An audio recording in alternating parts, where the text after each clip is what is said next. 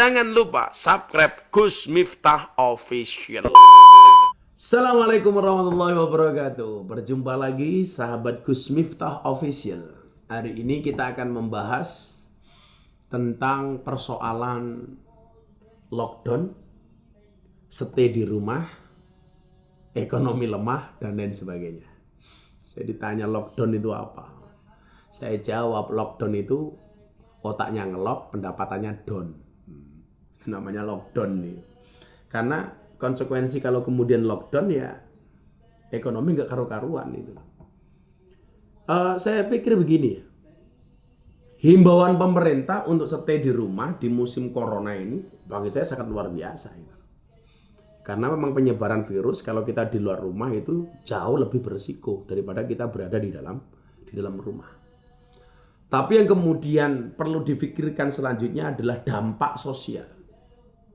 Begitu kita stay di rumah. Kenapa saya katakan demikian? Saya nggak mau kemudian dampak corona ini gara-gara kita tinggal di rumah itu akan memunculkan impact atau dampak yang luar biasa. Seperti dampak sosial dan ekonomi. Kenapa? Karena tidak semua rakyat kita ini pegawai negeri. Tidak semua rakyat kita ini tentara, polisi yang mempunyai penghasilan tetap. Akhirnya mereka punya gaji bulanan. Ya kan? Banyak rakyat kita ini yang menggantungkan hidupnya di jalanan.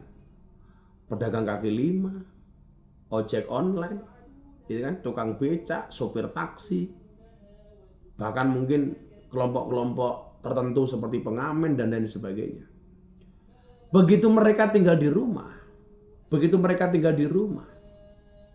bagaimana dengan kelanjutan hidup mereka? Ya kan? Karena banyak warga kita itu yang satu hari kerja habis dimakan hari itu juga. Lah kalau kemudian ini kita stay di rumah berhari-hari gak ada solusi. Ini kan ngeri dampak sosialnya ini. Ini harus kita pikirkan bersama-sama. Sementara APBN juga terbatas. Ya kan? APBN terbatas. Artinya untuk mengcover sekian banyak rakyat yang tidak berkecukupan untuk makan dan minum selama masa inkubasi atau isolasi ini. Ini juga kalau bergantung kepada APBN, ini juga tidak akan bisa. Maka saran saya yang pertama pemerintah harus ngasih solusi. Berapa kemampuannya untuk memberikan makan kepada rakyat selama masa isolasi. Dan yang perlu dipahami ini tidak hanya beban pemerintah gitu. Kita tumbuhkan kembali semangat gotong royong, tepos liro, tenggang rasa bangsa ini. Karakteristik dan jati diri bangsa ini. Bangsa yang awean, bangsa yang nyah-nyoh, bangsa yang suka memberi, bangsa yang suka menolong, bangsa yang suka berbagi.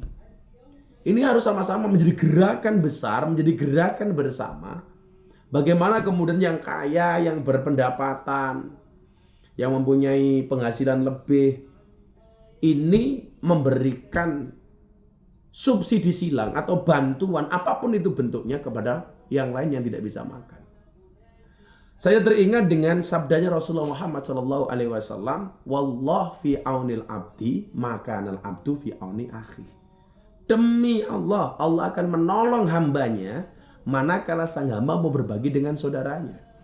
Kalau Anda melihat saudaranya kelaparan, Anda diam. Begitu besok Anda kelaparan, Allah akan diam. Begitu melihat orang susah Anda diam, besok gantian Anda susah, Allah akan diam. Tapi sebaliknya, ketika melihat orang kelaparan kita berbagi, belum sempat kita kelaparan, Allah akan banyak memberikan kita rezeki. Ini menjadi tantangan bagi kita semuanya hari ini. Bagaimana kemudian dampak dari stay di rumah, kerja dari rumah ini tidak memberikan dampak yang negatif.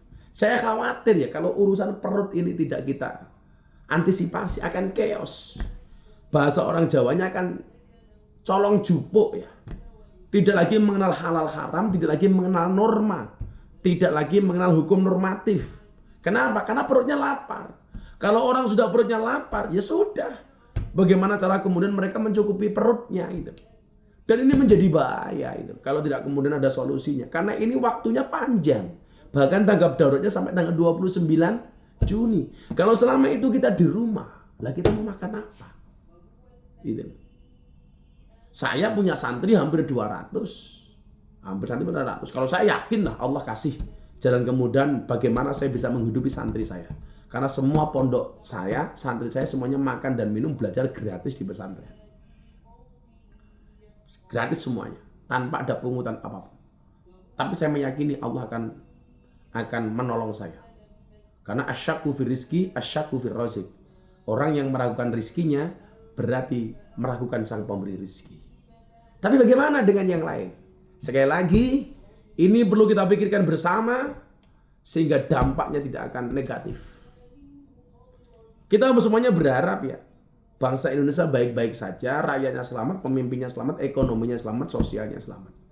Tapi sekali lagi, dampak negatif ke depan, impact-nya harus kita pikul bareng-bareng. Dan ini tidak hanya merupakan kewajiban pemerintah, tapi kewajiban kita bersama. Sambil berdoa, mudah-mudahan Allah segera menghilangkan musibah bentuk corona ini dari bangsa Indonesia dan dari dunia pada umumnya. Terima kasih. Assalamualaikum warahmatullahi wabarakatuh.